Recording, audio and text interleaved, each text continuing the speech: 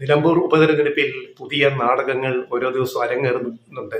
ഞങ്ങൾ നേരത്തെ മുൻകൂട്ടി ഒരാഴ്ച മുമ്പ് പറഞ്ഞാണ് ഇനി വരും ദിവസങ്ങളിൽ കൗണ്ട് ഡൗൺ തീരാറാവുമ്പോഴത്തേക്ക് പുതിയ പുതിയ ഡ്രാമ നാടകങ്ങൾ അവതരിക്കും. ഇപ്പൊ ഏറ്റവും പുതിയതാണ് വളരെ വികാര വിക്ഷോഭങ്ങൾ ഉണ്ടാക്കിയിട്ട് രാഹുൽ മാങ്കൂട്ടത്തിലും ഷാഫി പറമ്പിലും പൊട്ടിത്തെറിച്ചിരിക്കുന്നത്. കാര്യം എന്താണ്? കഴിഞ്ഞ ദിവസം രാത്രി അവർ വന്ന വാഹനം, സ്വകാര്യ വാഹനം, കാറ് പോലീസ് പരിശോധിച്ചു.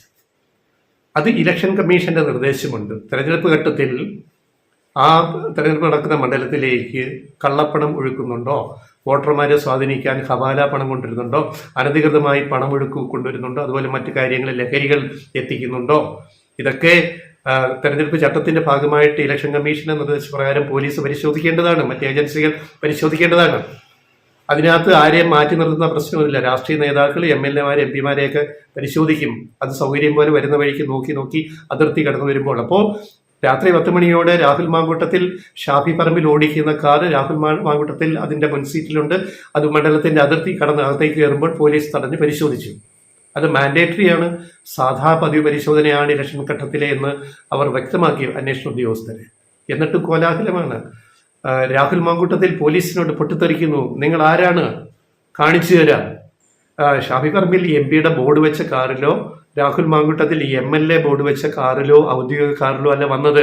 അവർ രണ്ടുപേരും കൂടി ഒരു സ്വകാര്യ കാറിലാണ് വന്നത്. അതുകൊണ്ട് പോലീസിന് തടയാം. ഇനി ഔദ്യോഗിക കാറിൽ വന്നാൽ പോലും തടയാം, പരിശോധിക്കാം. പരിശോധിച്ച് പിന്നെ അസ്വാഭാവികമായിട്ടൊന്നും കണ്ടില്ലെങ്കിൽ അവരെ വിടും. സ്വാഭാവികമാണ് ഈ പരിശോധന. അത് കേട്ടത്തൊന്നും ഷാഫി പറമ്പിലും രാഹുൽ മാങ്കൂട്ടത്തിലും വന്ന വണ്ടി മാത്രമേ പരിശോധിച്ചുള്ളൂ. ഞങ്ങളെ വേട്ടയാടുന്നു. ഇവിടെ പാലക്കാട് ഇലക്ഷനിലെ നീല ബാഗ് വിവാദം പോലെ ഞങ്ങളെ വേട്ടയാടുന്നു. അതിന്റെ നാടകങ്ങളെല്ലാം നമ്മൾ കണ്ടു കഴിഞ്ഞാണ്, ഹോട്ടലിൽ നടന്ന നാടകങ്ങൾ. ഇവിടെ ഇടതുപക്ഷ MLA-മാരുടെയും MP-മാരുടെയും ഔദ്യോഗിക ബോർഡ് വെച്ച കാറുകൾ വരെ കഴിഞ്ഞ ദിവസം പോലീസ് പരിശോധിച്ചു, ഇലക്ഷൻ ചട്ടങ്ങളുടെ ഭാഗമായിട്ട്. അല്ലാതെ രാഹുൽ മാങ്കൂട്ടത്തിന്റെയും ഷാഫി പറമ്പിലിന്റെയും വാഹനം മാത്രമല്ല പരിശോധിച്ചത്. ബോർഡ് വെച്ച ഇടതുപക്ഷ MP-മാരുടെ MLA-മാരുടെ കാറുകളോടെ പരിശോധിക്കുന്നുണ്ട്. അതും പോട്ടെ, പിറ്റേന്ന് മന്ത്രി V അബ്ദുറഹിമാന്റെ കാറ്, വന്ന കാറ് മന്ത്രി മുൻസീറ്റിയിരിക്കുന്ന പോലീസ് തുറന്നു പരിശോധിച്ചു. അദ്ദേഹം ഒരു പരാതിയും പറഞ്ഞില്ലല്ലോ. രാഹുൽ മാങ്കൂട്ടത്തിന്റെ ആ പെരുമാറ്റം കണ്ടു കഴിഞ്ഞാൽ എന്തൊരു അസഹിഷ്ണുത, എന്തൊരു അരോചകമാണ്. ഇന്നലെ രാത്രി ഉണ്ടായ സംഭവം എന്താ അദ്ദേഹം പറയുന്നത്? അദ്ദേഹം പറഞ്ഞത് മാങ്കൂട്ടം ഭീഷണി മുഴക്കുകയാണ് പോലീസ് ഉദ്യോഗസ്ഥരോട്. പറയുന്നു, രണ്ടും കൂടി വേണ്ട, നിന്റെ സർവീസിനുള്ള പാരിതോഷികം തരാം. പോലീസ് ഉദ്യോഗസ്ഥനോട് പറയാണ്, നിന്റെ സർവീസിനുള്ള പാരിതോഷികം തരാം, ഓർത്തു വച്ചു.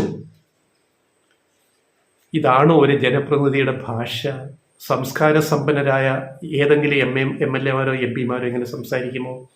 ഷാഫി കുറച്ചുകൂടെ മര്യാദ കാണിച്ചു. പക്ഷെ രാഹുൽ മാങ്കൂട്ടത്തിന്റെ തനി നിറം പുറത്തു വന്നു.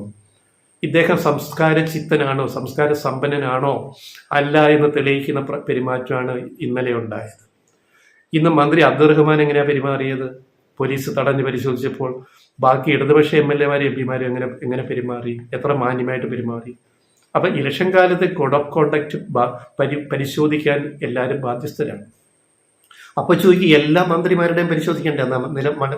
നിലമ്പൂർ പ്രചരണത്തിൽ വരുന്നത് എല്ലാവരുടെയും പരിശോധിക്കാൻ പോലീസിന് സാധിക്കും. തെരഞ്ഞെടുപ്പ് ചട്ടത്തിൽ നിർദ്ദേശിക്കുന്നുണ്ട് എന്ന് വെച്ച് സമയവും സൗകര്യവും നോക്കും. എല്ലാ മന്ത്രിമാരും അവര് പോലീസ് നിൽക്കുന്ന വഴിയെ വരണമെന്നില്ലല്ലോ. അവര് സെർച്ചിന് പരിശോധനയ്ക്ക് നിൽക്കുന്ന ഒരു വഴിയെ മന്ത്രി വന്നാലും MLA വന്നാലും പരിശോധിക്കാൻ അവർ ബാധ്യസ്ഥരാണ്. അവർ പരിശോധിക്കുക. അതല്ല മന്ത്രി അബ്ദുറഹ്മാന്റെ കാർ പരിശോധിച്ചല്ലോ. അല്ലാതെ ഇവിടെ രാഹുൽ മാങ്കൂട്ടത്തിന്റെയും ഷാഫി പറമ്പിലിന്റെയും കാർ മാത്രമാണോ പരിശോധിച്ചത്?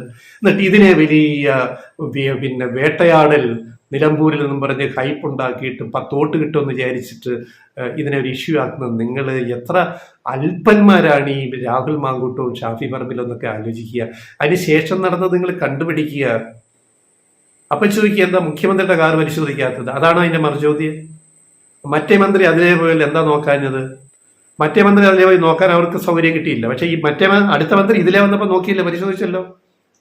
വിട്ടോ? പരിശോധിക്കാതെ വിട്ടില്ലല്ലോ. അപ്പൊ മന്ത്രിയെ പരിശോധിക്കും, MLA പരിശോധിക്കും, MP പരിശോധിക്കും. അതിന് കുരു പൊട്ടരുത്. എന്ത് വ്യാജ കാർഡുകൾ ഇറക്കി, എന്ത് നുണയും പറഞ്ഞ്, എന്ത് കള്ളത്തിലോ ഇറക്കി ജനങ്ങളെ ഇങ്ങനെ എത്ര നാൾ പറ്റിക്കാൻ നിങ്ങൾക്ക് സാധിക്കും? ഇതാണ് മാതൃകാപരമായ കോൺഗ്രസിന്റെ നേതൃത്വം എന്ന് പറയുന്നത്? പുതിയ യുവതലമുറയുടെ നേതൃത്വം എന്ന് പറയുന്നത് ഇതാണോ? മാന്യമായിട്ട് പെരുമാറാൻ ആദ്യം പഠിക്കണം. ഒരു MLA ജനങ്ങളെ ജയിപ്പിച്ചു വിട്ട ഒരാൾക്ക് ഉത്തരവാദിത്തങ്ങൾ കൂടുതലാണ്. പാലക്കാട്ടും ജയിച്ചല്ലോ. അതിനുശേഷം താങ്കളുടെ പെരുമാറ്റത്തിൽ മര്യാദകൾ വേണ്ടേ? അതെന്താ ഇല്ലാതെ പോകുന്നത്? രാഹുൽ മാങ്കൂട്ടത്തിൽ ചിന്തിക്കണമെന്ന് മാത്രമേ ഞങ്ങൾക്ക് പറയാനുള്ളൂ. അല്ലെങ്കിൽ കൂടെ ഇരിക്കുന്ന ഷാഫി പറമ്പിൽ പറഞ്ഞു കൊടുക്കണം. അല്ലെങ്കിൽ മറ്റുള്ള മുതിർന്ന നേതാക്കൾ VD സതീശനും അതുപോലുള്ള മറ്റുള്ളവരൊക്കെ പറഞ്ഞു കൊടുക്കണം. രമേശ് ചെന്നിത്തലയും കെ സുധാകരനും ഒക്കെ പറഞ്ഞു കൊടുക്കണം. അല്ലെ പുതിയ KPCC അധ്യക്ഷൻ സണ്ണി ജോസഫിന് പറഞ്ഞു കൊടുക്കാം. ഇങ്ങനെയൊന്നും പോയാൽ പോരാ. തലേ മുണ്ടിട്ട് PV അൻവറെ കാണാൻ പോയപ്പോൾ സതീശൻ തള്ളി പറഞ്ഞല്ലോ രാഹുൽ മാങ്കൂട്ടത്തിൽ പക്വതയില്ലാതെ ചെയ്ത പ്രവൃത്തിയാണെന്ന്. അപ്പൊ ഈ ചെയ്തതും പക്വതയില്ലാതെ ചെയ്ത പ്രവൃത്തിയാണെന്ന് പോലീസിനോട് തട്ടിക്കയറുന്നതിനെ പറ്റി പറയാൻ തയ്യാറാണോ VD സതീശൻ അല്ലെ സണ്ണി ജോസഫ്? രാഷ്ട്രീയത്തിൽ മാന്യത, മര്യാദ, ജനങ്ങളോടുള്ള പ്രതിബദ്ധത, ജനങ്ങളെ അപഹാസ്യരാക്കരുത്, ജനങ്ങളെ അവഹേളിക്കാതെ പ്രവർത്തിക്കാൻ കഴിയണം. അതുപോലെ ഉദ്യോഗസ്ഥരുടെ നടപടികളെ, നിയമപരമായ നടപടികളെ മാനിക്കാൻ, അതിനോട് സഹകരിക്കാൻ പഠിക്കണം. അതിന് എന്ന മാങ്കൂട്ടം നിങ്ങൾ പഠിക്കുന്നത്? ഇത്രയെങ്കിലും പ്രായമായില്ലേ? ഇനിയെങ്കിലും ശ്രമിക്കൂ എന്ന് ഞങ്ങൾക്ക് ലെഫ്റ്റ് റൈറ്റ് വോയിസ് പറയാം.